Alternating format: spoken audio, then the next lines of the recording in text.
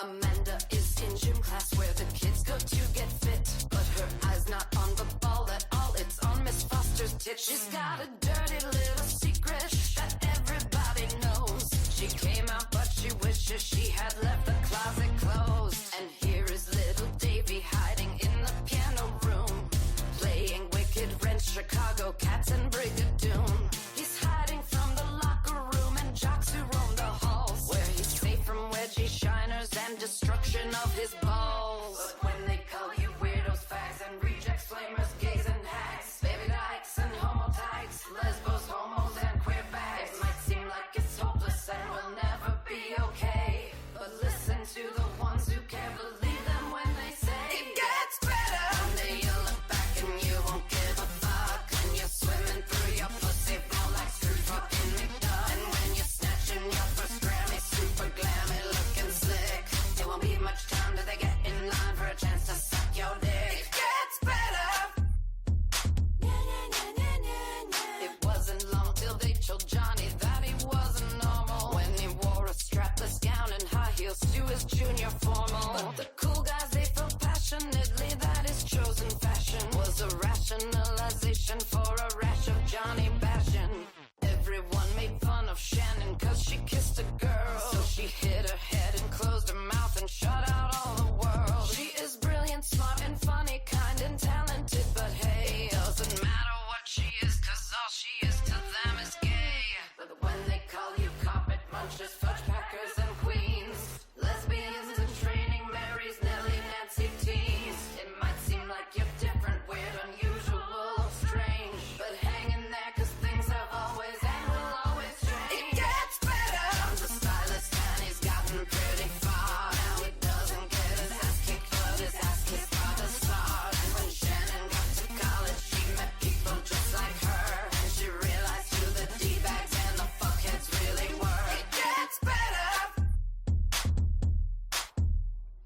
Jane Lynch, Boy George Versace, Adam Lambert, Liberace, Elton, Tim Gunn, Michael Stipe, Ellen, Rosie, Wanda Sykes, Jodie Foster, Linda Perry, Gandalf the Wizard, actually a fairy, Simon Amstel, Katie Lang, even Brando likes some wang, Rachel Maddow, huge muff diver, Richard Hatch, won Survivor, Nathan Lane, Truman Capote, Ethan Obi-Wan Kenobi, Billy Joe from Green Day's Bye, Ricky Martin, big surprise, Doogie Howser, what a showman, Dave Hyde Pearson, all the Romans, Tommy Toon and Alvin Ailey, Meredith Baxter, Leisha Haley, Lohan Paquin, both are bi, Boy George and George Takai, Cher has a transgendered child, George Michael and Oscar Wilde, everyone involved in Glee, 1/10 of everyone you know and me, all of them were just like you. It got better for them and it will for you too.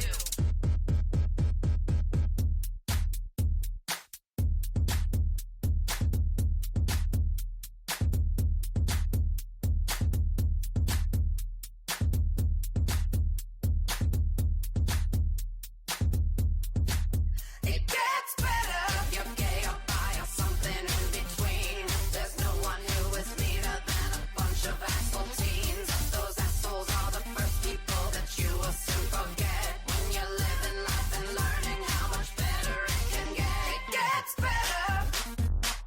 Oh yeah, it gets better. It gets better. Yeah, yeah, yeah.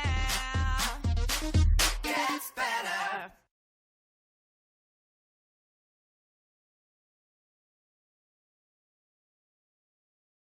Alrighty guys, good morning, good afternoon, and good evening. Where the heck am I? Where am I? Oh my god, where am I? There I am! Hey, how's it going? Thank you, Undead, for that amazing Minecrafting stream. Oh, goodness. Sometimes I wonder where my brain is. Anyway, guys, today we are going to be having our gaming time in Shroud of the Avatar. I was going to start out by going to a Paxler working hours meeting, but apparently they're not here today, which is a problem. But that's all right. We will figure out what we're going to do for the first hour. And then I'm doing something for the very first time that has never been done before. I am going, or at least never been done before by me, I'm going to be having my normal Saturday church service that we do here in Strata the Avatar right here on the main stream. So I'm looking forward to it. Oh, gosh. Right, so I'm going to go over here. This is Paxler. Welcome to Paxler. And I'm going over to the church. This big building that looks like a haunted house. Yeah, that's actually a church. Believe it or not. Oh, yes, and I also had Avatar's Radio all set up to play with us today. And a big thank you to Rebecca Drysdale for that amazing Trevor Project song right there. That is what we're here for. We are here for the Trevor Project, ladies and gentlemen. If you do not know what that is, it is for the LGBT community.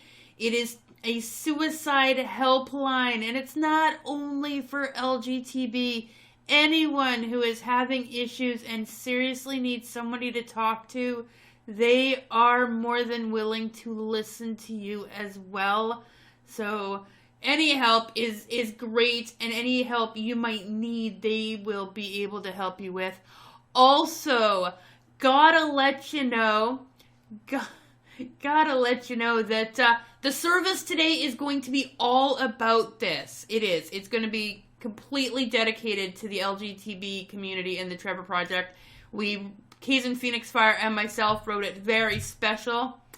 Yes, chaos! That's me, the High Priestess of Chaos. So, alright, so that's the church. Look at that. Isn't that awesome? Okay. Let's go find something to do, though. Let's find something to kill or something, since the service is, or the Paxler working hours is not happening. Yeah, that's what happens when people mess up on me. They're all playing on the QA server, which I cannot stream. QA is where we do all our testing before it goes live on this server. But it is only available to Dev Plus people. So you have to actually pledge up to be able to play on it. And then you get to wait until the live for everybody else who is not pledged at that level. Where the heck is the road? Oh, I'm going to do this the easy way. Here we go. Much easier. Type stuck. It gets you out of everything.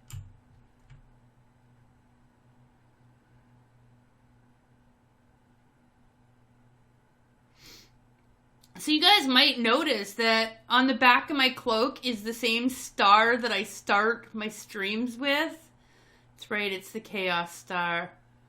I put this Chaos Star over everything. Oh.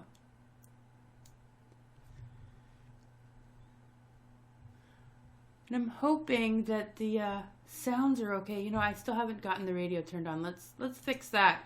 I need music. He's specifically playing just for this, so. Here we go. Let's get that a little bit quieter. Oh, there we go. All right. And unmute these guys. Sound resumed. All right, guys. We're live on Rize Up TV. Hello, everyone.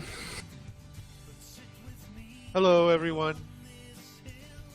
In case you guys are wondering, we are currently listening to the studio of Avatar's Radio.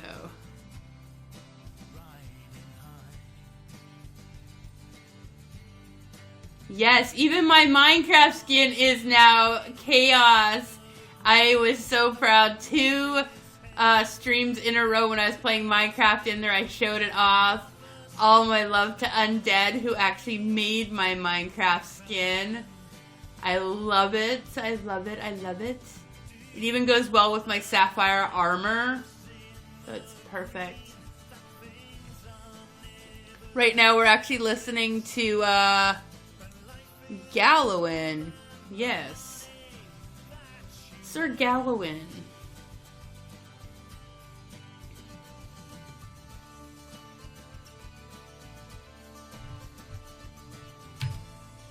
Oopsie.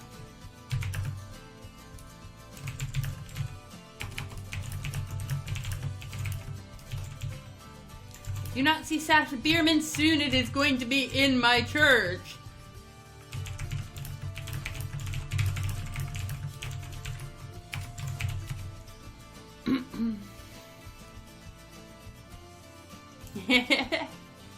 Oh, is it dark blue? Well, dark blue works.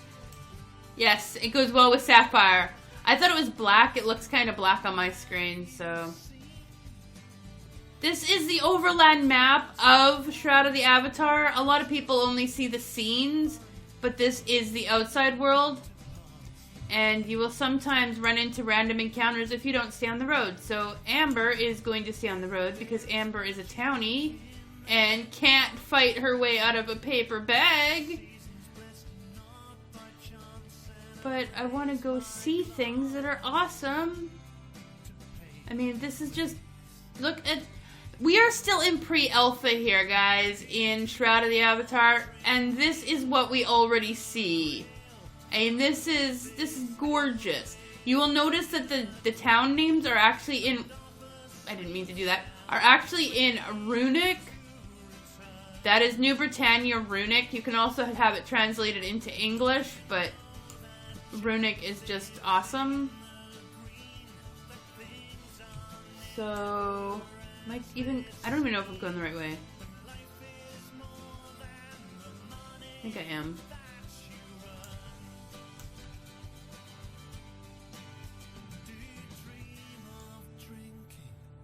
From the grail that the truth is held within a tale, and Arthur sleeps now, ready to return.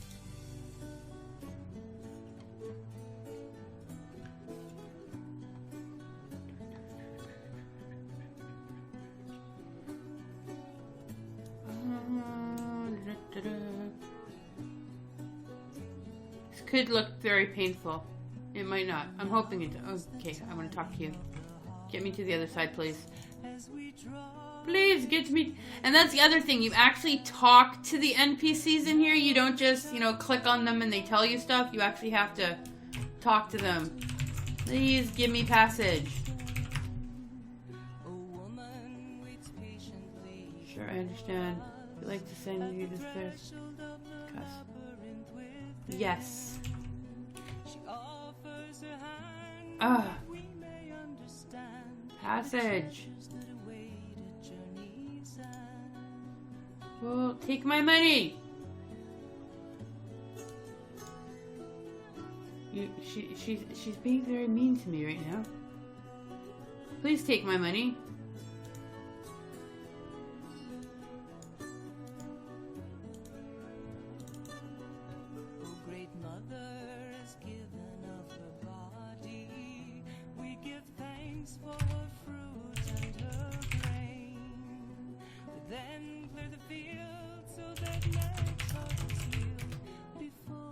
Take my money! Okay, you're not taking my money. I guess I'm walking. Fine. Be that way.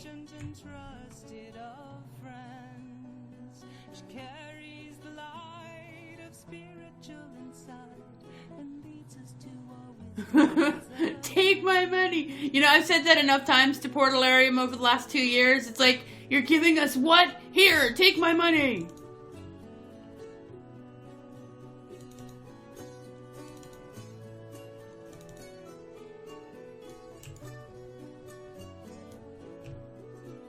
It's gorgeous, right?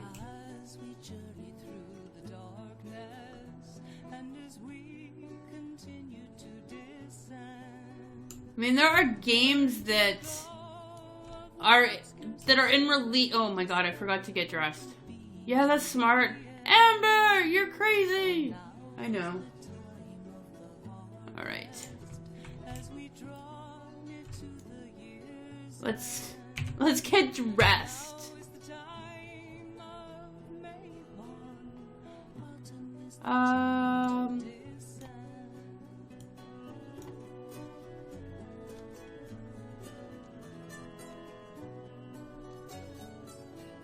Where's my bow?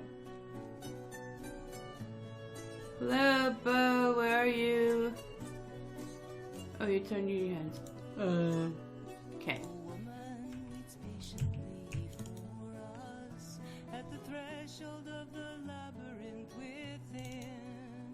Open. I already did this once. Okay, there we go. The treasures that await a journey's end. Great Mother has given of her body. We give thanks for her fruit and her grain. We then clear the field so that next harvest yield. This is cool. We're not gonna stay there. I'd prefer not to stay anywhere where I can die. Please don't kill me. I don't taste good with ketchup.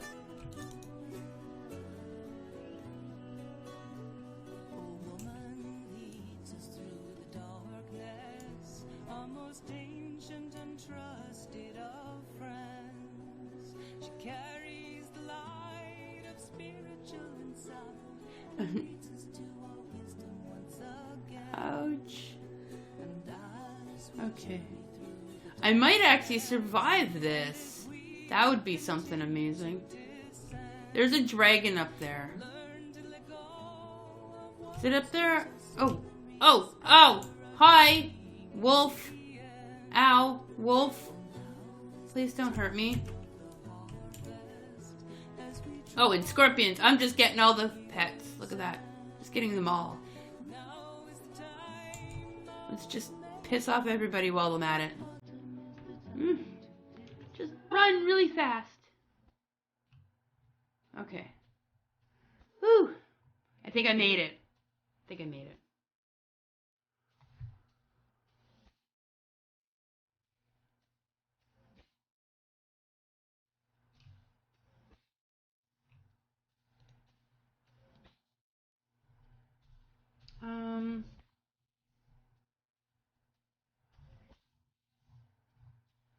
Alright. Nope, you know what? I ended up back where I came in at. I think. I don't know where I am.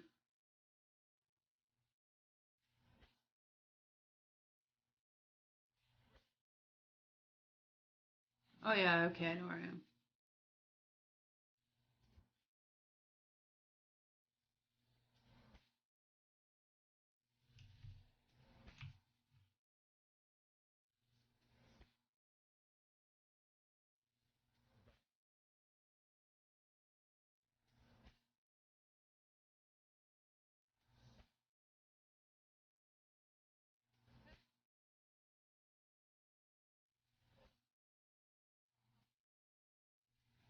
Oh, where? Nope.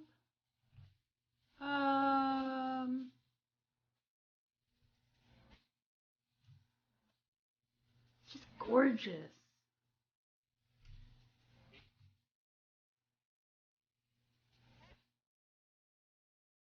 This is Arteris. This is one of the big towns in Shroud right now. It is actually called Arteris, but everyone calls it Legatus because it is very, very laggy. I don't dare go in there because I'll just lag out and start buffering, and that would suck. But I am in the right location to where I wanted to go. I want to go to Hometown. Oh, and here's one of the random encounters I was talking about. Random encounters are just awesome. You never know what you're going to get. They're very chaotic, which is why I like them. This one is one of the empty ones. Gotta love it even more. It's an empty one, which is full of resources, trees. Hopefully they'll do something with it soon.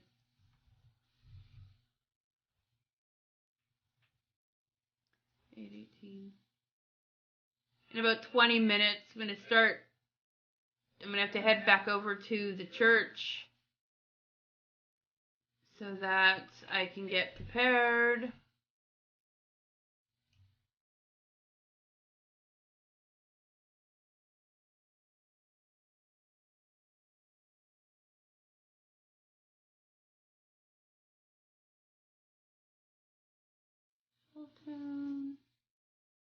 Over here is a developer's Portalarian built a town, which the players all got to decorate. We'll be doing it again come next week.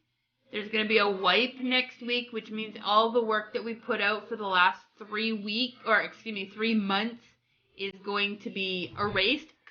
Nothing we did in the last 3 months is going to matter, and it will start all over again. At which point, we will all be brought back here, or some of us who decorate will be brought back here to decorate the town.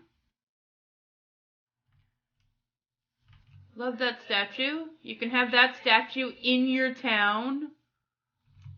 Gorgeous. These both can be in your town.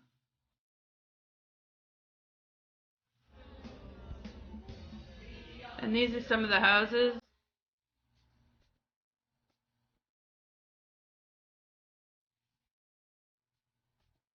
Just giving you a tour.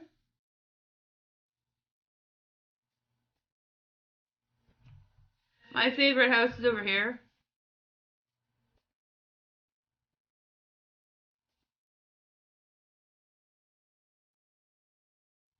What did they do? They redesigned everything is what they did. Okay. So it might not still be over. No, it is. Okay, good. Still over there. My favorite house is over here. I need to take screenshots of it so I remember how to redecorate it for next week. I will be redecorating this one for Darkstar, who is actually Starlong, one of the developers. I am the interior decorator of his house, which is this black airship.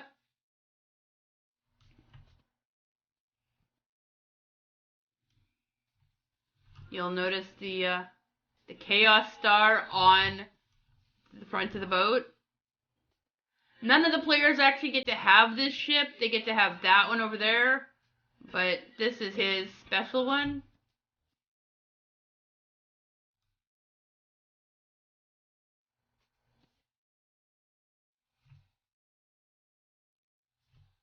And it's amazing to remember how this is a special little... I did all the decorating of this before.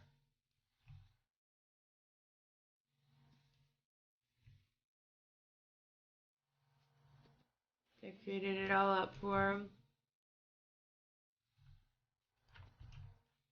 Unfortunately, they don't fly for real. You can't actually move around in them or anything yet, but maybe in the future.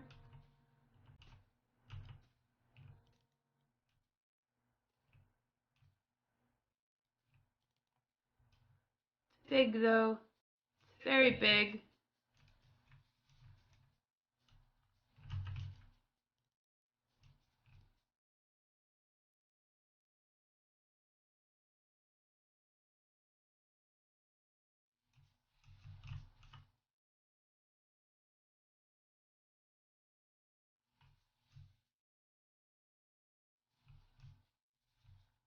We actually decorated this part for a party, which we had a release party on his ship.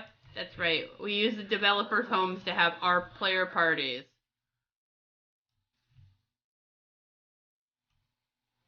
Oh. Never really finished this room. It's very small, quiet. Didn't do anything with it. I'll have to fix that next time.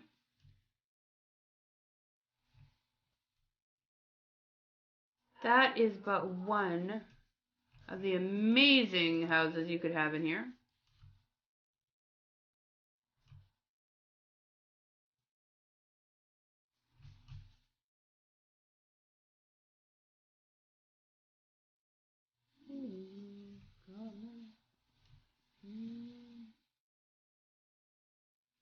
difference between the two is very minuscule, except one is black and one is brown. Nobody can have the black one, and there's a little bit of a difference, but not a whole lot. This one doesn't have the upstairs room that Dark Stars has, but it does have all the rest of it. So the players can have a airship that looks almost like his, but different. So they've got air and land, or air and sky ships. You can have boats, you can have airships. The same. It's cool.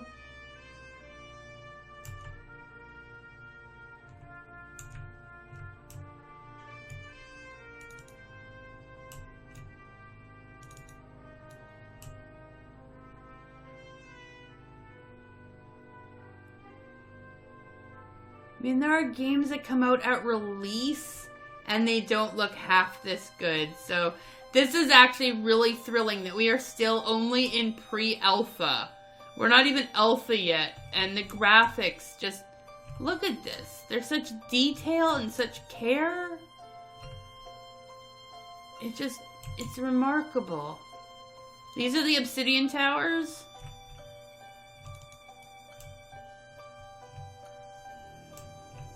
And they are cool as well. I mean, I love this. Oh, okay, you want me to go back there? I can go back there. Let me go back there. I will show the obsidian tower in just a moment. Undead, wanting to see the structure with the eyes. This is the Temple of the Oracle. The Oracle is, excuse me, one of balance. Most people who follow her follow balance. They're not order, they're not chaos. And she watches everything. But yes, the eyes glow all around it. And inside this one, there is no talking Oracle. But if you go to the one that is in Kingsport or in Arteris, you will be able to talk to the Oracle, and that is how you get your PvP flag. So if you want to go out and you want to kill other players, you actually have to talk to the Oracle and tell her to take off your protections, and she will set you with a PvP tag. It is the only way to get it. It is the only way to remove it. Is you need to talk to the Oracle. This is the other obsidian building, which is just awesome. The detail is just, it makes me think of Skyrim, actually. This one gives me the whole Skyrim feel. It's got a back door. You can go up the stairs. There's several floors to this one. Come gather round and listen to my tale. I'm telling of a new frontier that's not quite yet for sale.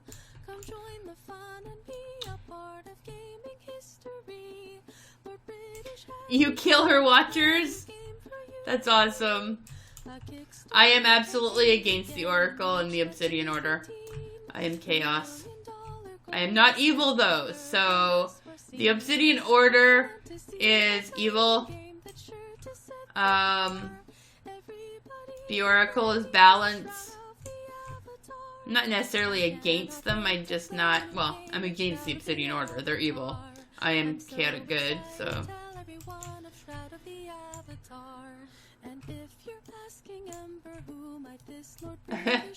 You would enjoy the Obsidians then, Undead, because you're evil. So, you would be happy with the Obsidian.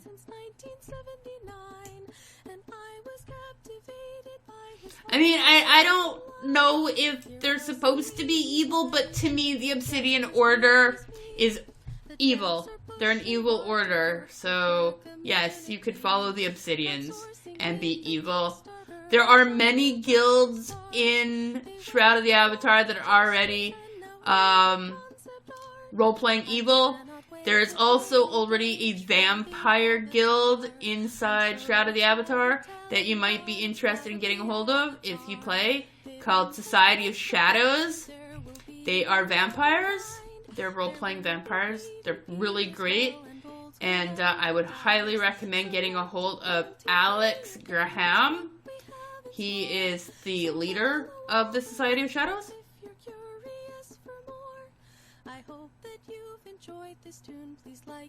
There are no vampire perks. It's all roleplay. It's all roleplay, dear heart. So you need to just roleplay it all. But I absolutely am fond of the Society of Shadows. They're a bunch of great people. So, and strong role players. They're really strong role players. So if you're a role player, you would be great getting in with them. And that, my dear undead, is what chaos is about. Chaos is about following your own path you don't need to follow. Just because you're in a guild doesn't mean you're following. Merry meet and merry part, and merry meet again. May the circle of love forever. Alright. So, I need to start heading back. Again. May the circle be open forever and ever.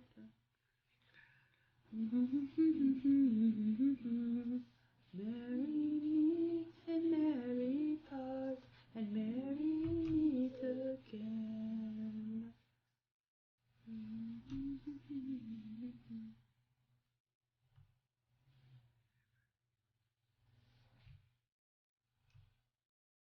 I am not evil chaos. I am actually, well, the way it works, really, we are chaotic neutral. We are chaotic neutral because I am chaotic good, but Ember is chaotic evil. I mean, she is pure evil. She will kill everyone, and she's looking forward to R23, when we actually are going to go out and start leveling up and getting back into the PvP thing so that she can kill people. She is pure evil. So, there are titles. There are titles. Like right now I am called Madam. If you were to go up here to the window selector, you can click on titles and you have a whole bunch of them. Depending on the level of your pledge. I am a lady, so I have all of these, including a couple extra ones, like the Knights of New Britannia are for those that have an Order of New Britannia, which is given out by Lord British himself, and there is the warrants, the Royal Warrant Holder. Royal Warrant Holder are for organizations that have done something or given something to the game. I got my Royal Warrant for Avatar's Radio, which is a radio station inside the game. That is what the Royal Warrant is for. All members of the radio get that. And the other one is just for my own work that I've done. Good morning, good afternoon, and good evening, blessed. Mwah. Welcome to Rize Up Gaming and, of course, to the Trevor Project. We are currently playing a little bit of Shroud of the Avatar. Well, there are no actual evil titles right now. Oh goodness. There really aren't any evil titles. These are just level titles. They may come up with other titles later on, they just don't have them yet. They just have pledge level titles. Why is my mouse being a goof? Please don't do that. Mouse, behave. See, I'm still waiting for my title. I should have one that says High Priestess of Chaos, but I don't have it. Maybe I'll get one that says Queen of Chaos. I'm good with that too. But I'm looking. Hey, I can't be picky. I'm happy with the royal warrant holder and the madam that I wear. All right. Blessed, how are you doing? Mwah, mwah, mwah. Big kisses, big hugs. Oh, okay. In about a few minutes, gonna be kicking off the video that I created for the Trevor project so that I can set up for the church service, which is all about the Trevor project. So the video is actually leading into that very, very nicely. I'm really excited about today. I'm kind of panicking though, I have to admit. I've never done this before. I have never streamed from behind the podium. You're tired? I'm sorry. I might have a spare pillow. If I gave you a pillow, would you take a nap and then you can go to sleep and feel a little better? Because getting rest is important.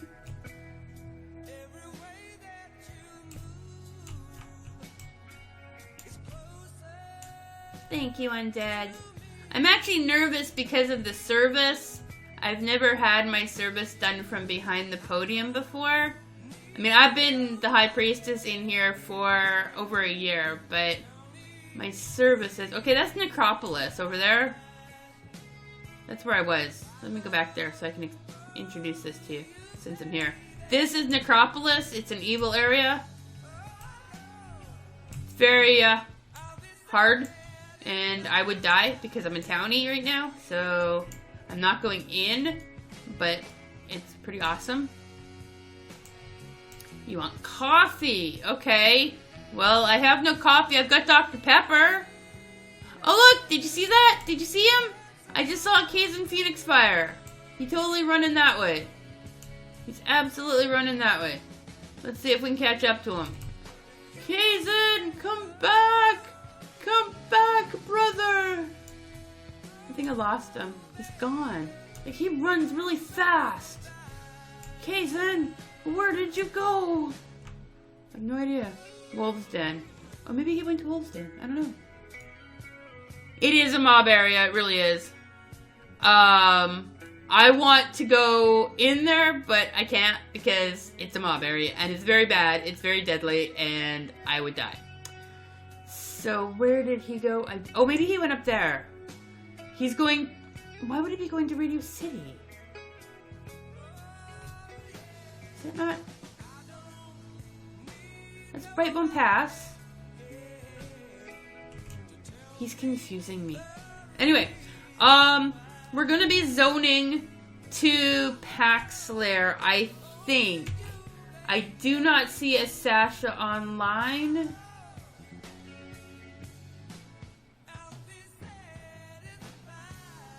Sasha Biermans is not online, which means that we are having our church service in Paxlair. Alright. Zone is a thing for right now. Zone will be disappearing soon. They're not going to let us keep it. So right now I'm taking full advantage of it to get me back to the church. Good morning, good afternoon, and good evening, Bijou Demon. Welcome to Rize Up Gaming and the Trevor Project, a charity marathon stream. Oh, how are you doing this wonderful, wonderful Saturday morning? I hope you're having a great day. Yes, Zone going away sucks. We've all taken such advantage of it. I don't know any of the land. None of it. Because... Oh, and I should also say good morning, good afternoon, and good evening to Boof Boof. Mwah, mwah, mwah. Big kisses to Boof Boof as well. Remember, guys, Boof Boof is a thing, and it can be an emote. That's right, if Lolinia and Bijou reach 20 subscribers during the rest of this month, Boof Boof gets its own emote right here. So let's get some Boof Boof hype and and emote subscribers are wanted during Lolly Nia's and Bijou Demon's streams. Alright, so we've got back to the church. Very easy. I believe that's Wombi. I think that's Wombi.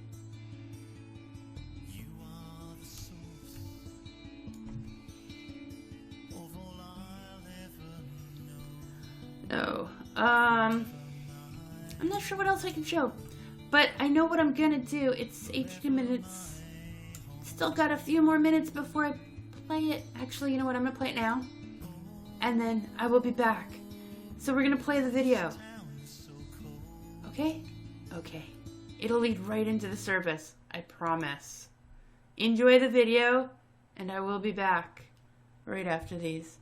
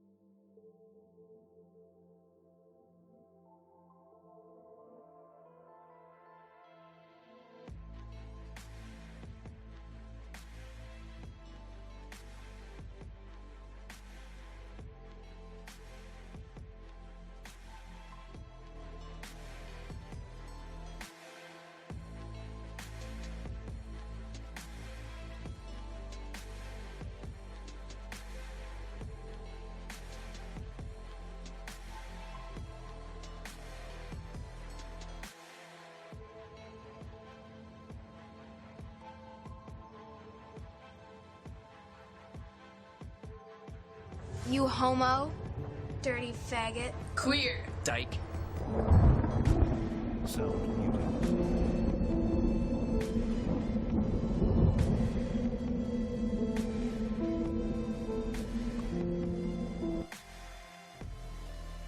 Sissy girl, freak. I was picked on a daily basis. For most of my childhood, I'd actually hid who I was inside. I was walking down the hall, and, just minding my own business. One of these bullies did a whole body check, and I was carrying a bunch of books. And he just jumped up, gave me a body check, called me a fag, and I was left there in the middle of the hallway with books and all my stuff covered everywhere. I remember seriously running home as soon as school was finished, as fast as I could to try to avoid any confrontation.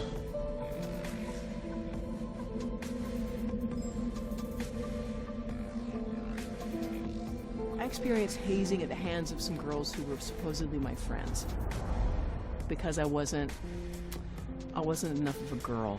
I got so tired of my father beating me up and calling me a fag, I finally told him, look, if you can do this to me all you want, but unless you're going to kill me, you're never going to change who I am.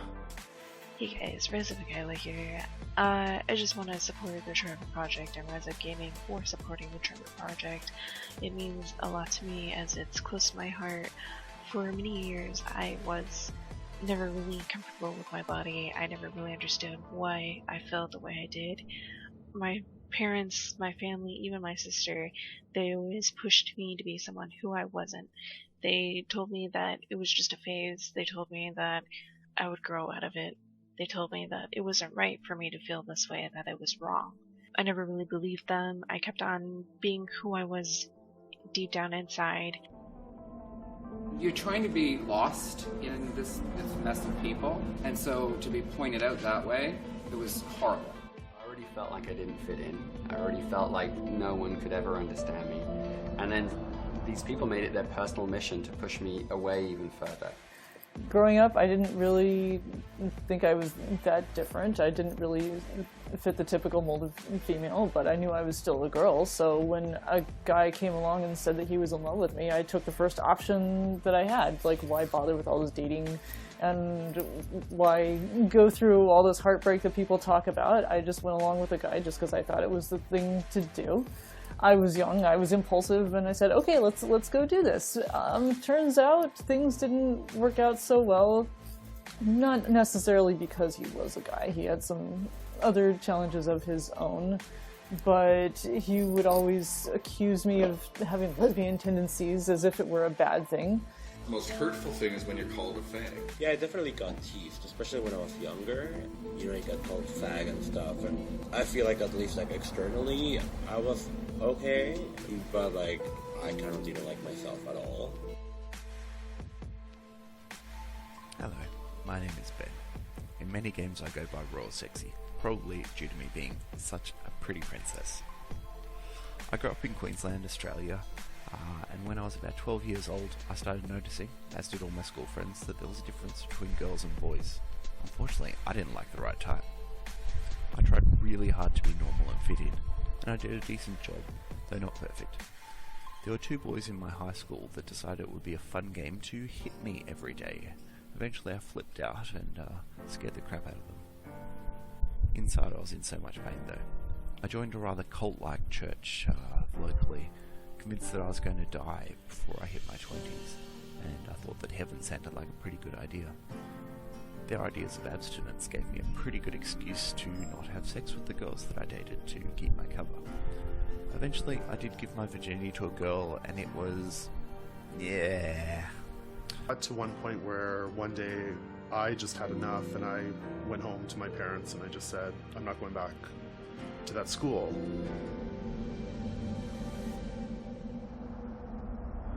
It comes to a point where it becomes unbearable and you have to just be what you want to be. So I would look at a girl on TV and go, hey, she's kind of cute, and he didn't think that that was normal. He said that being gay wasn't normal, which really kind of confused me, because I knew people who were gay, lesbian, transgender. It doesn't matter. Gender doesn't really define how I relate to people, nor should it for how I would ask them to relate to me. I don't care who you're attracted to. If you're a cool person, I'm cool with you. Finally, it just broke free. I told them I wasn't going to take it. I told them that I was who I was, and if they didn't love me anymore, then I would understand, because they were still my family. Enough is enough. I have to do this for me. I can't hide anymore.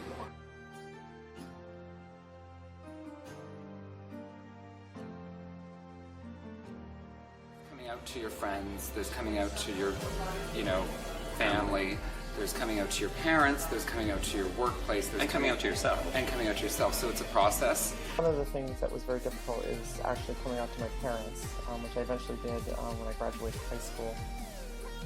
Unlike, I'm sure, a lot of the stories that are probably out there right now, my story is slightly different and kind of went a little bit more roundabout, I suppose. And part of the reason for that is because I'm transgender.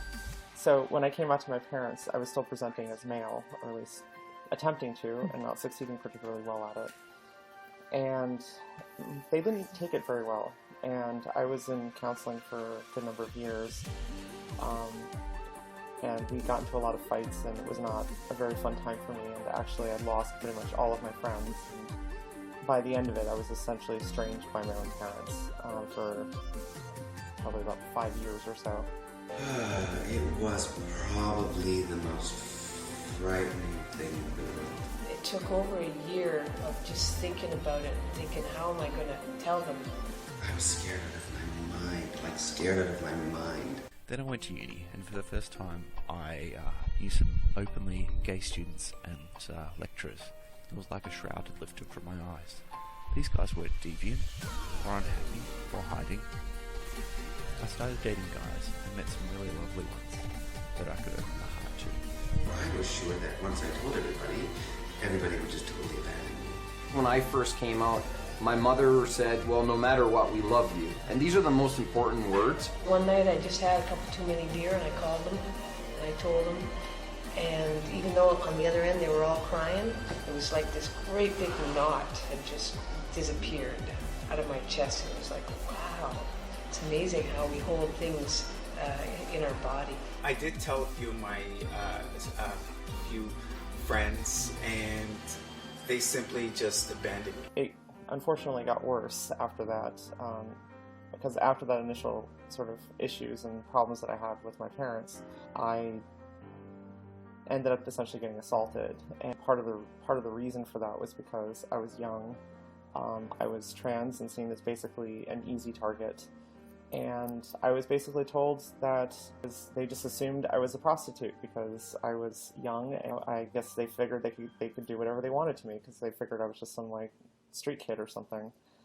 And that sort of set off this whole downward spiral for me where it just kept getting worse and worse. It was just like I just couldn't deal with a lot of the things that were happening to me, and that sort of led into sort of like this descent into doing a lot of drugs, and it was a very difficult time for me, and I slept around a lot. I didn't know who I was or what I was doing anymore. I just kind of reacted to life and to everything. At the end of it all, when I was in New Orleans, it sort of culminated in me trying to kill myself. And I basically found myself just essentially covered in my own blood because I'd cut myself very deeply, and I had to be hospitalized. And that necessitated a stay at a mental hospital, which was very sort of the lowest point in my life at that point. I figured I couldn't possibly get any lower, and at that point I figured there was really nothing left for me. So when I finally did get out, I got even worse than I was before. Pretty much if there was a drug out there that I could do, I did it. First of all, I was scared to death for no good reason, as it turns out. I came out to my parents when I was 24. I did that after I won the Olympics. It didn't go very well. I consider the process of coming out as liberation, freedom. It's very liberating to come out. It's very liberating not to have to lie. And if you're not out, you are lying all the time. It was like a giant weight had been taken off my shoulders when I sat down with my mum and had dinner with her, and actually she said the words. She said to me, "You're gay, darling," and I'm like, yes. It was like a clarity. It was like if you've got mud on your windshield, it was gone. I won't allow myself to be bullied anymore. But that has come from being confident in who I am and accepting who I am. My friends, they did support me. I did get a community together, or a small one, of course, and we did help each other out. It wasn't until I actually ran into a group of people that were sort of in a very similar place to me. I mean, they weren't trans like me, but they all seemed to have their own issues. There were some people that were queer there. There were some people that were, they were dealing with their own issues. Like a friend of mine actually had lost another friend of his to suicide. Another one had lost, someone that was very close to them, and we were all kind of hurting together. But as a result of that, though, we actually started to kind of grow as a community, and we actually built a life for ourselves that was built around us trying to help each other out of this sort of nightmare that we'd all kind of found ourselves in.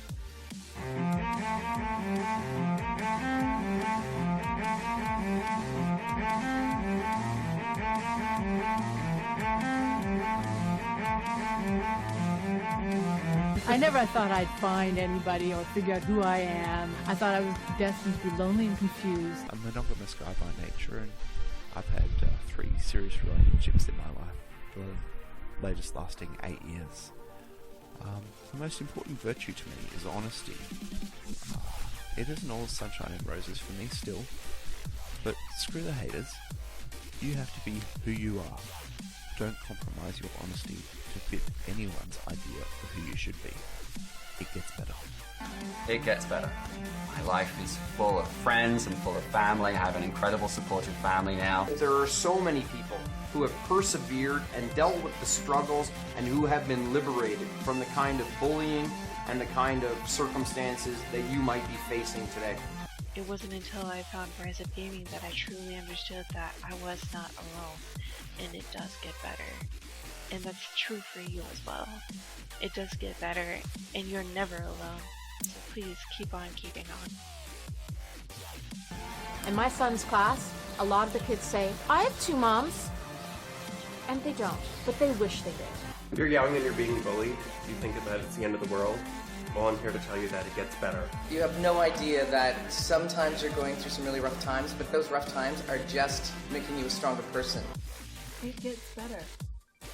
Wait till you jump over that hill and you'll definitely see something much more fabulous and much more rewarding.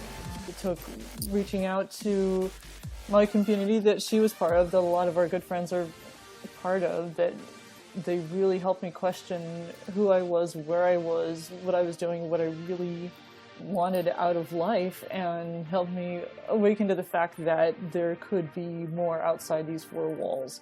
There's more to life than just trying to live up to everybody's expectation of girl and guy. And it was through this supportive community that I met the love of my life, and we got married, and now we're living the dream. We are really happy with each other, and we have the prospect of a happy, adventurous life together. So, yeah, it took just reaching out to your friends, talking to people, just examining yourself, trying to figure out who you really are, and making decisions based on that and not what people expect of you. That is how it gets better. Dealing with the kids beating me up and pushing me into lockers and calling me a fag, it felt like at that moment it would never get better. But I promise you, it does get better. In fact, it gets so much better. And because of that community, I was actually able to sort of get out of a lot of the situation I was in, and eventually I finished my degree. I have a degree in computer science now. And as soon as I graduated from college, I was able to get a job out on the East Coast, and since then, my life has improved markedly.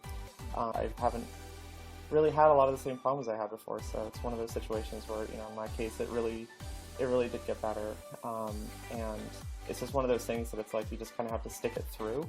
I didn't think that at the time, and it nearly killed me, but, if I could have told my past self, anything, it's just basically just keep moving forward. Eventually, things, you'll find something that'll keep you grounded, that'll keep you wanting to keep going, and one day, you find you're just living your life, and you're just like everyone else, and it's not as bad as it once was. So. The roughest years are your teen years, and what is so cool is that when you make it through your teen years, you now have control. Life gets way better. It actually can blow you away if you just hang in there. I think that there was a turning point in my life, and it's when I decided to be myself, expose myself, be who I am, come out. Each year kept getting sequentially better. I met the love of my life. And we eventually got married, so you can see here. So we have matching bracelets. And it's been great. But I mean, at the time, I wouldn't have thought that any of this would have been possible. I didn't even think love was possible at the time. So I mean, I didn't think that I would ever find anyone like her. So that's my story. I mean, one thing about being gay is that it forces you to kind of look outside of the box, which is a good thing. This too shall pass. I know this is an old cliche, but it does. It makes you stronger. It makes you a better person. If you're feeling alone and afraid, I get it. But what I also get now is it gets better. By the time I was in my early 20s and I was seeing my friends from high school and things get married and settle down and have kids and things, I went, I got lucky. Everything passes. I think that was the one thing too that I tried to always keep hanging on to, is that it could be the worst time of your life, but it always passes. I was an Olympic swimmer. I won the gold medal in Barcelona in 1992 in the 100-meter backstroke. I'm openly gay, and it gets better. I would say it definitely gets better. It gets better. It gets better. It gets better. It does get better. It gets better.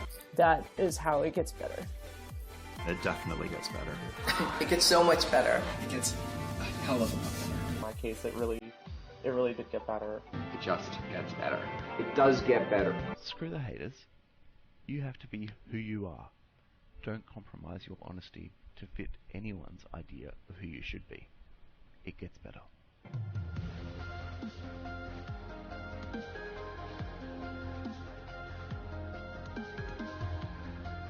Until I found Rize Up Gaming that I truly understood that I was not alone, and it does get better. And that's true for you as well. It does get better, and you're never alone. So please keep on keeping on.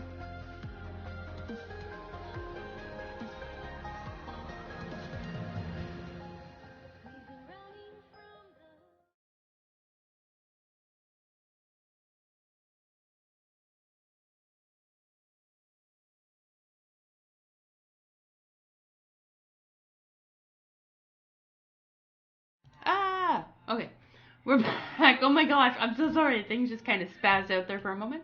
It gets better, I promise. Oh, welcome back, guys. We are at the church. We're about to commence the ceremony. It's going to be starting soon. Well, not ceremony, the service, but... Denalosai, Melolamen. Welcome to the Church of the Dark Star.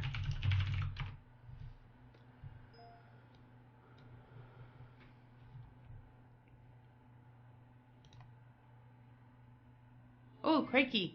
I just got counted in and I'm not even on yet. Okay. So, get this going.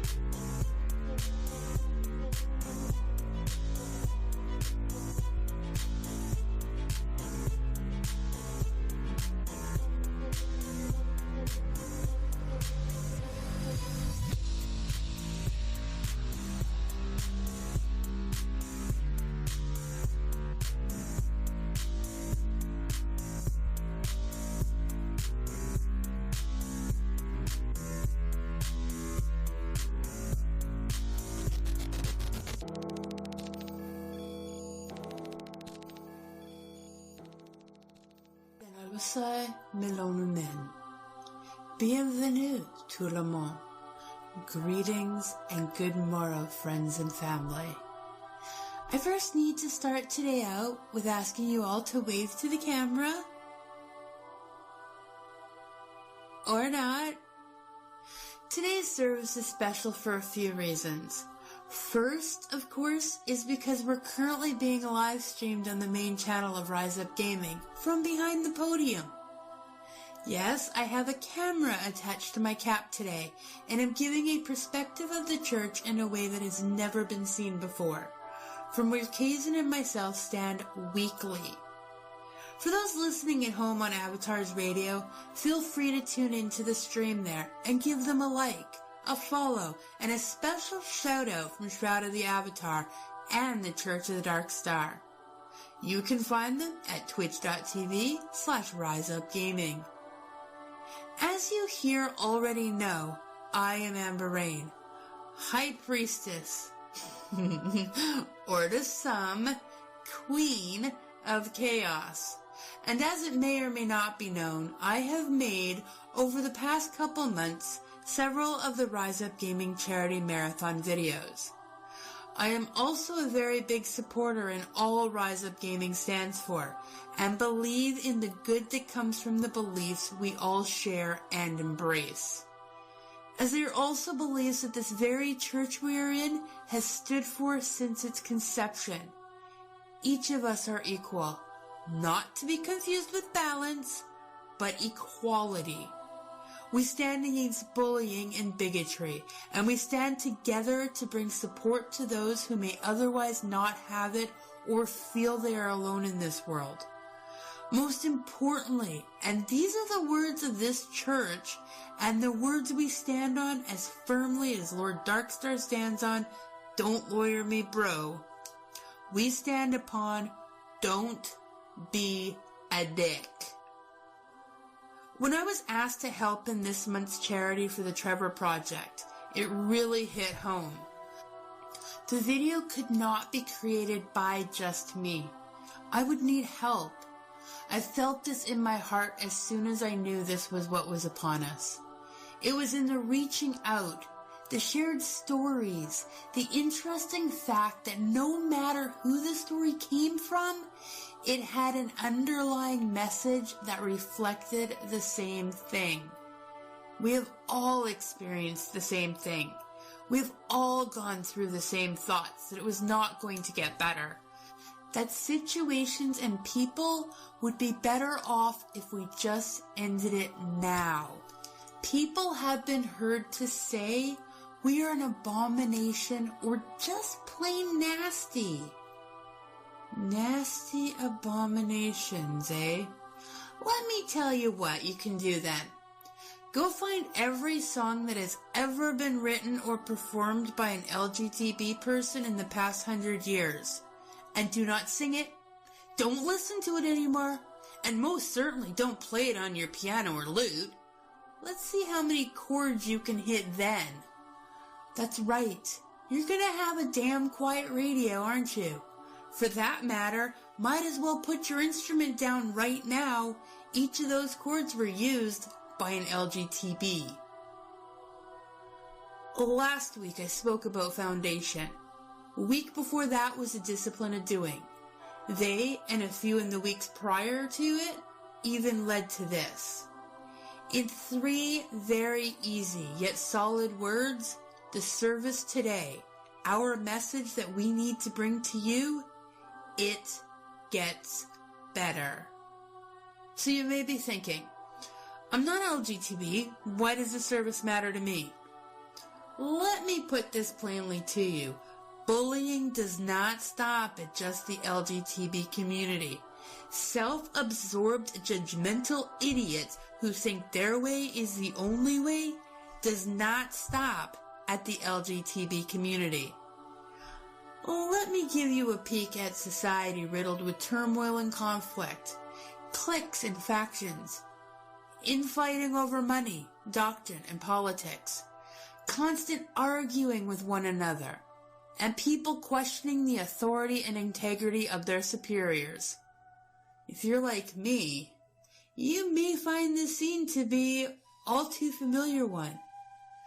This account of a few arguments and petty quarrels is an uncomfortably accurate description of what's taking place in today's LGTB community at large against those that feel they are wrong for being themselves. Sadly, it is also an accurate description of the infighting that can rear its ugly head within our own community. One faction struggles against another for a sense of prestige, control, and power in the community. We've all been there in one way or another, at one time in our life or another. Some here may even feel they're going through it themselves right now. I am. We all are. Here to tell you, you are not alone. When I was growing up in high school, I was terribly bullied, teased. My life was a living hell. I had no idea why or what the problem was with people. I tried to get along with everyone. I never judged anyone, never looked down on anyone, or treated anyone in a malicious or unruly way. I accepted everyone and believed as I do today, everyone deserves a chance to be themselves. Even if they seem like the worst person on the planet and they do what many would think to be horrible things, maybe there is a reason for it. Maybe they're hurting themselves inside or being bullied and do not know a more productive way to let that negative energy out. There is a positive in every negative and a good in every bad person. You just have to find it. I have always believed this and always will.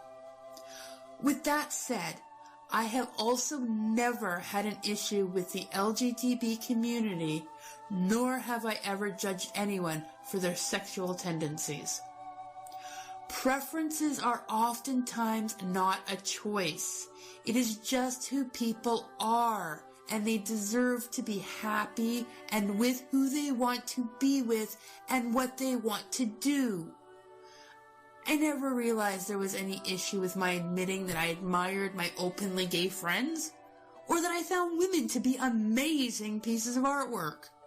Men, they all look the same in certain areas, but women, now this is the goddess's artwork created and manifest. I never thought anything was wrong with this, and I never believed that there was anything wrong with me thinking or feeling this way, very openly at that. I thought it was natural and just my personal opinion. Keep in mind, I have always dated guys. I never had a girlfriend or dated a female, let alone anything else with them. However, the teasing and the bullying I lived through in high school for it was horrendous. To such an extent I ended up trying multiple times to take my own life, and was even put in a psychiatric ward for months at a time. I even missed my own high school graduation as it happened during one of these times in the hospital. There were times when my very best friend, who I knew from the age of 4, was even turned against me by others who thought I was a horrible person for what I thought and felt, and she was made to beat me up, leaving me black and blue and without a friend. I am not a fighter, so it's true, I would not fight back. I would stand there and take it, letting them beat me, and I would cry, not understanding why they were doing it, and yet I would never fight back. I would stand in the corner, tears streaming down my face as insults were thrown at me, telling me what a horrible person I was and how I was a disgrace, weak, pathetic, gay, sad excuse for anything in existence. Oftentimes, too, it came from my own family, who would watch me crying in the corner, and they would toss the insults at me also. Life was hell. And I did not know why. I did not think I deserved it, but it was what I lived through. Life absolutely sucked. However, in spite of these afflictions, hardships, and calamities, I felt the need and the desire to continue showing patience, kindness, and genuine love. My best friend was told many times by these people that I was a lesbian. Only friends with her because I wanted to make her one too, and wanted to be with her, wanted to be in her pants. Her and I always talked about boys. We grew up together and shared everything. She was like my sister, and we even double dated. She knew that what I was, who I was. Yet they managed to turn her against me too, convinced her it was all an act and that I was just hiding it and using these guys to keep my secret about the truth. Yeah, it's pretty amazing how easily kids can be turned against you and peer pressured into beating up those they've cared about since they were babies. I remained true to myself and my word, even though I was distrusted and ridiculed. I have always said, and this will not ever change, my strongest virtues and the ones I embrace more than any other is honesty and compassion. How could I continue to embrace who I was as a person if I let go of those virtues? I lived with this, scared to go out anywhere. I would go to school, come straight home. Go to work, come straight home. and would do this every day. Dating even became a thing I would not do often. When I did date, it was always males, and the relationships went for many years. Yet through it all, I kept my belief and have no issues with believing that women are amazing creations of art, and I could watch them for hours without a problem. Like figure skaters on a pond of ice. Who can stop watching? It's graceful, it's beautiful, it's artwork. So too I have always believed is the female body. So why was I being tortured, beaten up, insulted by those I had once called friend, and most painfully, those that were my family, flesh and blood, who allowed it to continue and even contributed to it themselves? I am devastated over just how many women and men, whether children, teenagers, or adults, feel the need to end their lives daily. Most of these people are bright students, great business people, accomplished professionals whose lives are senselessly cut short. Why? What could be killing their spirits, immersing them in such pain and tears? What would cause such a horrible end to such amazing people? They're outed for being gay in school, in the office, or blatantly and without consideration for their emotional state on the internet, and they kill themselves. Something must be done. This month alone, there have been a shocking number of news stories about people who have been teased and bullied and then committed suicide. This needs to be a wake-up call to everyone that bullying and teasing is an epidemic and this death rate is climbing. One life lost in this senseless way is tragic. 4 lives lost is a crisis. The number we witness daily is an epidemic. And these are just the stories we hear about. How many other people have we lost? How many others are suffering in silence? Being in a position of trying to figure out who you are and why you're different is hard enough without someone attacking you. My heart breaks for their family, for their friends, and for our society that continues to let this happen. These people need us. So when I heard we're doing a charity marathon for the Trevor Project, how could I be anything but supportive and sharing of myself and my story? We as a society have an obligation to change this, to let them never forget that they really have something to live for, even when it seems there is nothing to have. These truly are good words to live by. When fundamentalist messages are splashed everywhere that validates this kind of bullying and taunting, when media and echoes of people who are too lazy to think have you feeling like throwing in the towel, today's words are worth returning to. We have to make it stop. We can't let intolerance and ignorance take another person's life. I want anyone out there who feels different and alone to know that I know how you feel. I have experienced the criticism and the slander. Several of us here today have experienced the rejection of greater public and how it feels to lose friends and have our allies and supporters pick away at our reputation. If you need someone to talk to, we will always be here to lend you an ear to listen, a shoulder to lean on, or arms for a hug. You can find support in your community. If you need someone to talk to, if you want to get involved, there are some really great organizations, like the Trevor's Project, who were created to help. I think it's worth asking ourselves what steps we need to take in order to persevere in the face of all odds, the way my ancestors did. I know for each of us as individuals, if you are having a hard run of it now, things will get easier. People's minds will change, and you should be alive to see it. It will get better. I have no hidden agenda. I'm not trying to brainwash anyone here. But since we're at it, listen to my voice. Friends, family, everyone. I want you to be and feel like you can be welcome to be exactly who you are. The most important thing is to be true to yourself.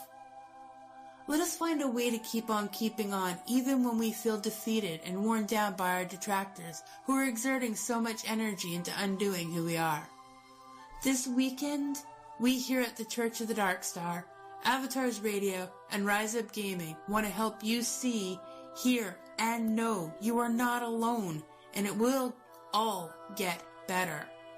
We have several people from the community who shared their stories, and even more who have stories but are afraid to step forward. I want to see everyone live to see another day, and to know it is okay. It will get better. People can be really brutal and horrible to each other, especially in high school. We've all been there. We've all experienced it, and it can be really traumatizing and lead people to do terrible things.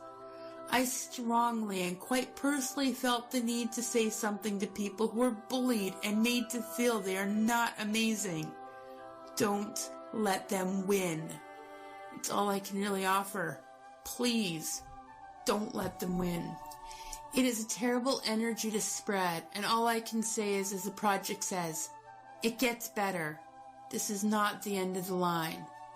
I personally hated high school and growing up. It royally sucked.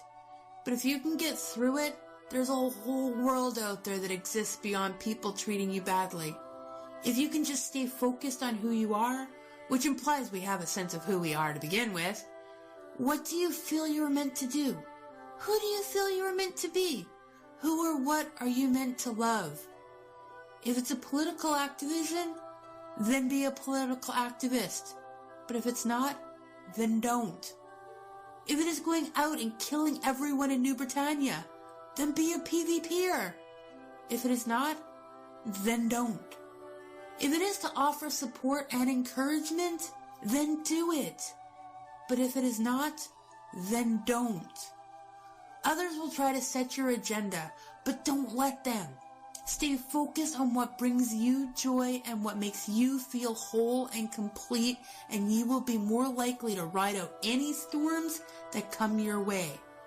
For those not living the experience yet are witnessing it maybe happening to your friends or your own family members, all I can ask is to encourage and urge the people who are doing this to stop. Educate them. Teach them that we are all people too. If your loved ones are to persevere in the hardship of adversity, surround them with people who affirm them. There will come a day if they do not stop. They're going to regret it.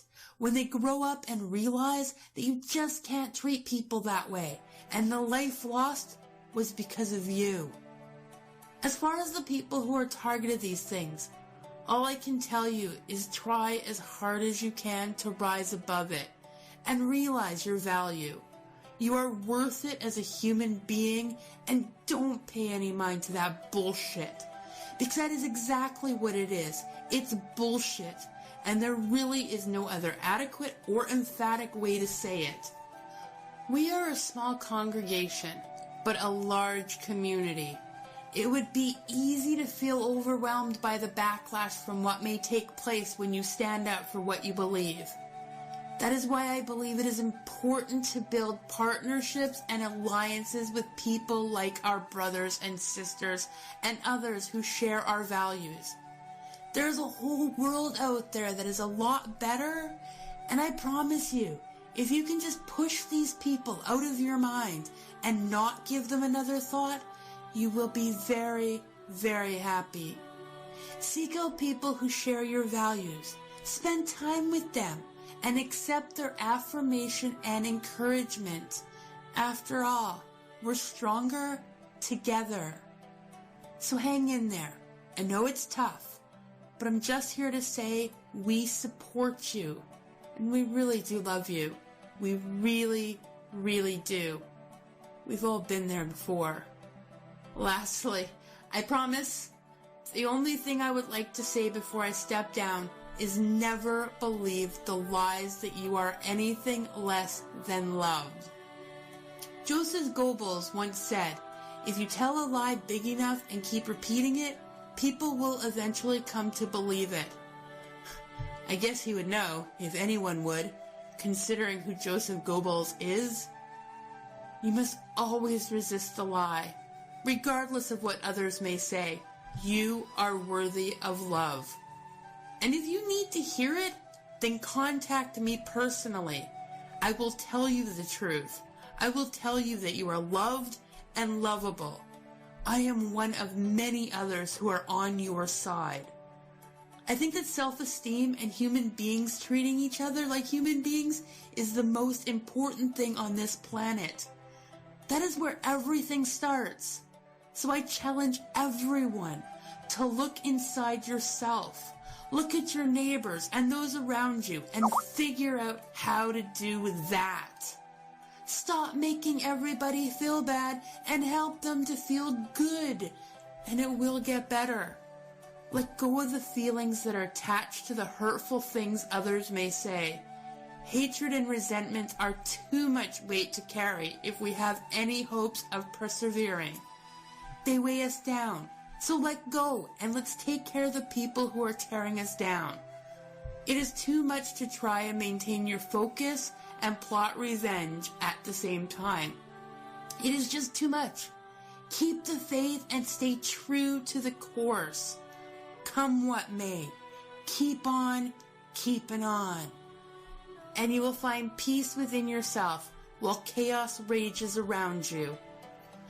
Now, before I hand the podium over to Kazyn with his own little surprise today, I would like to close our time together with a poem entitled Blessing in the Storm, which I feel is very appropriate for today.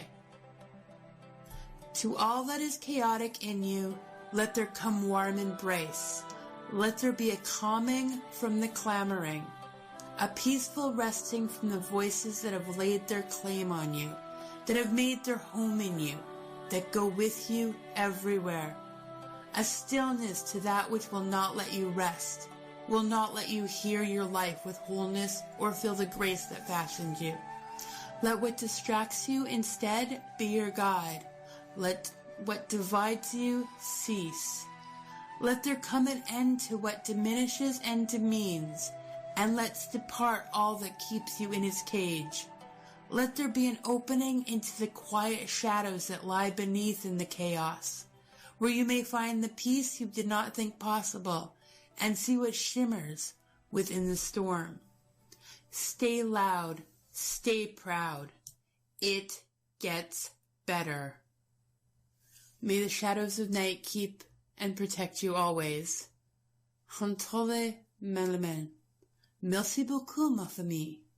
Thank you, everyone, for hearing my words today.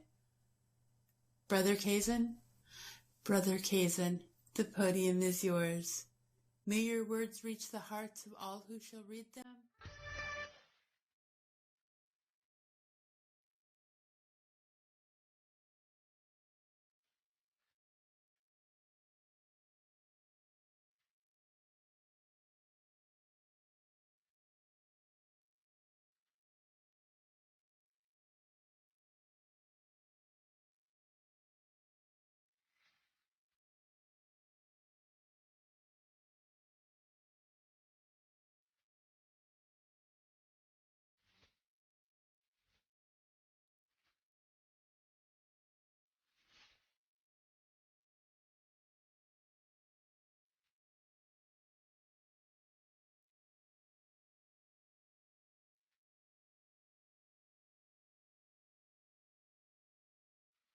Thank you, dear sister. Your words, as always, are spoken true and inspire us all. Today is, without a doubt, a difficult subject. It is a difficult subject for me because, as a person who tries to always study and understand the truth of our human spirit, I must sometimes come to understand and accept the fact that the same spirit that makes us human can also make us monsters. I try, as a patron of order and knowledge, to inspire the uninspired, to bring peace and understanding to those who might not otherwise be understood.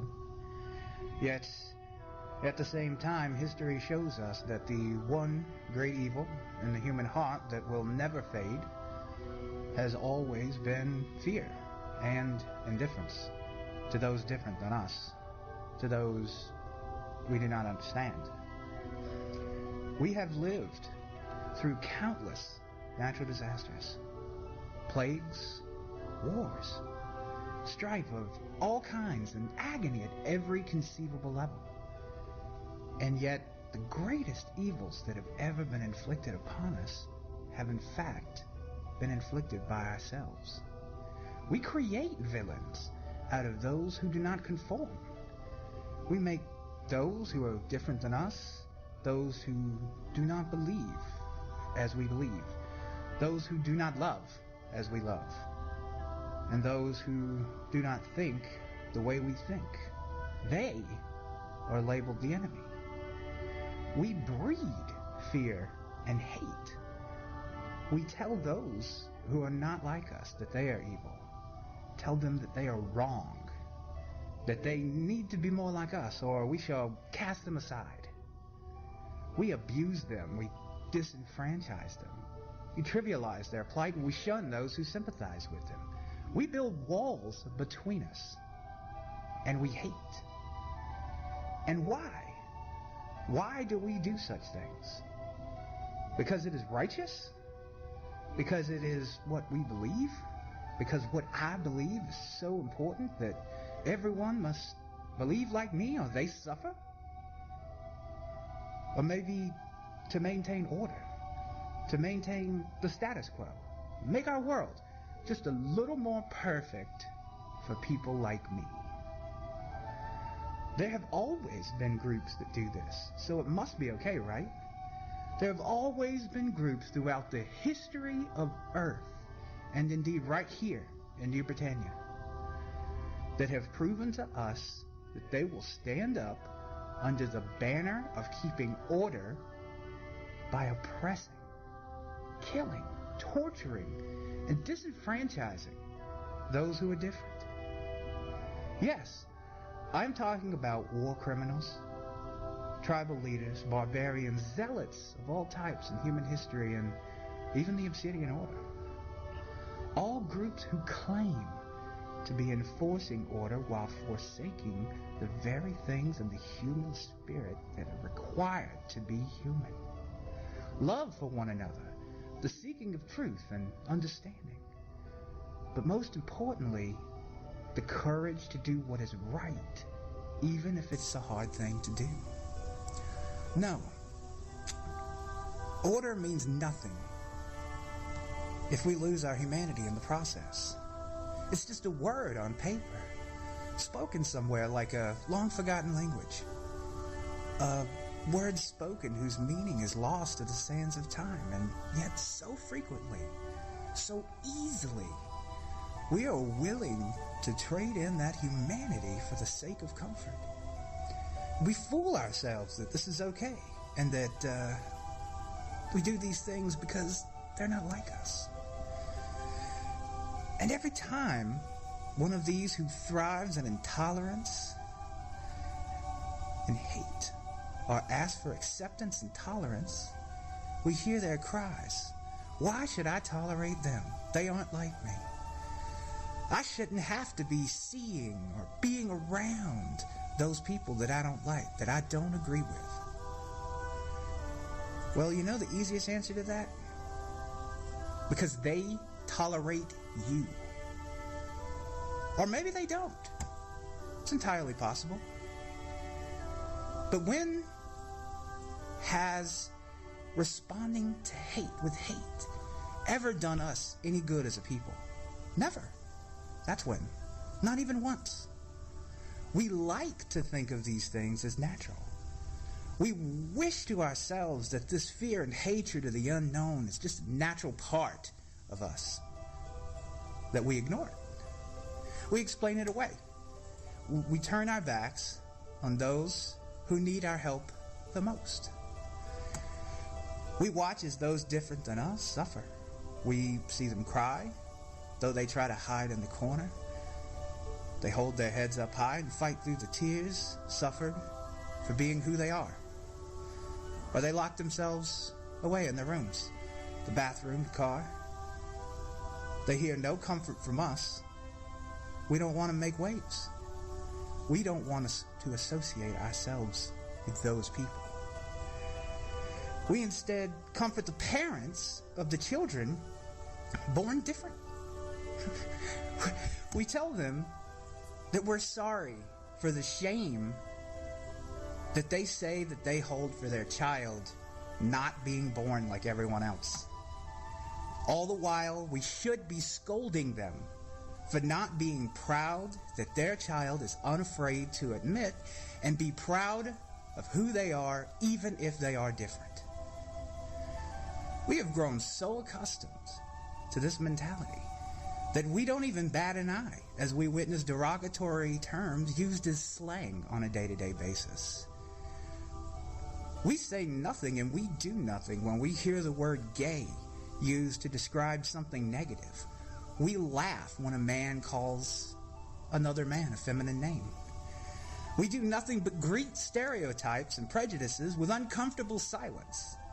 We say nothing and we do nothing. Status quo. And when the victim finally has enough, when they cannot stand to live in the world we created for them anymore, when they can't stand to live in the intolerance and double standards anymore, and they take their own life, then we mourn. We stand around the eulogy and all say how we wish we could have done more. And we go back to our lives of doing nothing all over again. Hate is not a natural thing. Prejudice is not a natural thing. They aren't part of us. We don't need them. We created them to make our own lives just a little bit easier. We need food. We need water. We need sleep, sunlight, shelter, and rest. But more importantly, we need love, understanding, compassion, acceptance.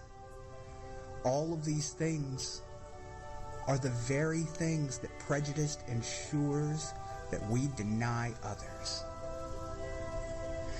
But in spite of all of those flaws in who we are, I tell you now that there is a light that shall come, and it will banish the darkness. That light is not order, nor chaos, nor religion. It is not governments, nor a leader of any kind. That light is the human heart. I tell you all now, if you are a victim of these crimes, then have heart. If you are one of the rejected, hated, and persecuted now, then know that you are not alone. Though you may feel like that lone rose in the desert today, you are but one of many in the grandest and most beautiful of all gardens. For diversity does not make us weak. It makes us strong. We need but to look to the history and remember this one truth. In the war between hate and progress, progress always wins. Oppressive regimes fall to the will of reason eventually. Slavery always falls in the face of the human spirit's strive to be free. Zealots die, and prejudice eventually fades away in the wake of human understanding. Even the mighty Obsidian Empire fell to the might and the will of those who dared to be different. They dared to stand up in the defense of the oppressed and the persecuted. They dared to have the courage to question the norm. They said that we can do better, and so they did, and so can we too. Because the simple truth is that prejudice and hate can never win so long as there is good in the heart of just one of us. Because that one person can teach many, many more. Understanding and compassion are messages that are universal, and they cannot be stomped out of our hearts. As long as there are those of us willing to stand up against prejudice, against hate, then we can make a difference. We don't have to live by the rules of hate and bigotry. We will stand with our friends, regardless of gender, race, belief, or sexual preference. We can and we will give voice to those who have been silenced. And when the darkness of hate and fear are washed away by the light of reason, and when the pain caused by those who acted out of fear and bigotry fade away, the dark and brooding coldness felt by those victimized begins to thaw with the warmth of reason, love, and understanding. It will be then that we can stand together, different in every way, yet unified by the common thread that binds us all. The commonality that we are all human beings. We all have feelings. We all have ambitions, dreams. We all hurt, and we all smile. It will be then that we realize that the only walls between us are those that we create for ourselves. But until that day comes, I ask that you all stand with me, stand with us, against the division caused by misunderstanding. Lend an ear to and a voice to those who are different. Learn from those who are different from you, and offer your love and acceptance. Stand with the avatars of New Britannia and all of us in our unified front to help and protect those who are victimized by bigotry and misunderstanding. Stand up for those who are punished, yet whose only crime is being different. Stand with us, and let those who suffer pain in silence and yet feel they have no one on their side finally have an ally. Let us be on their side today and forevermore. Let us send but one message to them, a message that can fill their hearts and give hope to those who have none. Let us tell them it gets better. And together we can make it so.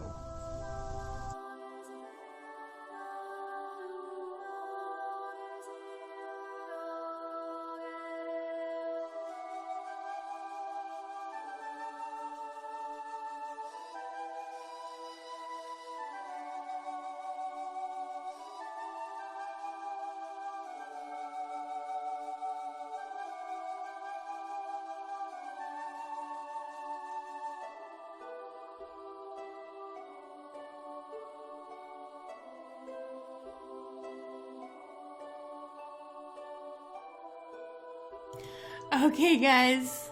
Thank you, everyone. Thank you, everyone, for joining us today in the Church of the Dark Star.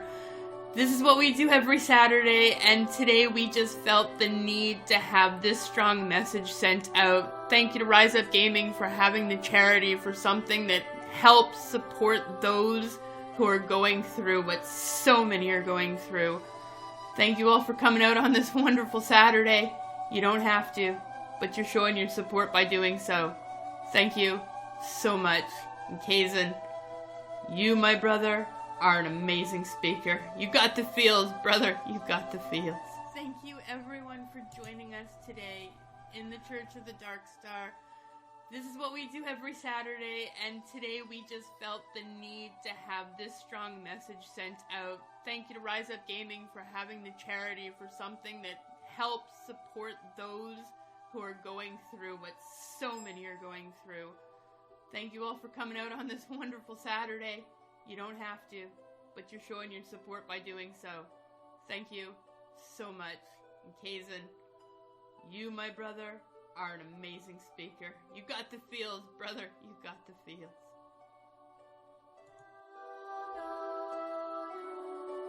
Sorry for the double there. I'm still listening to the radio, and of course it's coming out on the radio, so I'm having a bit of a buffer issue, and things are getting messed up now, so I think I might have to drop, guys. I'm sorry. I have an issue happening. Oh my, I have a serious issue happening.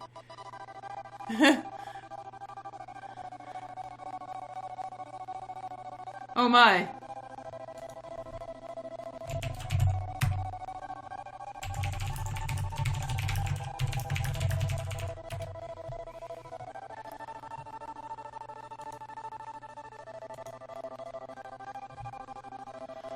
I want to thank everyone for coming out. I'm sorry. Eartha, are you ready, hun? Because I'm buffering everywhere.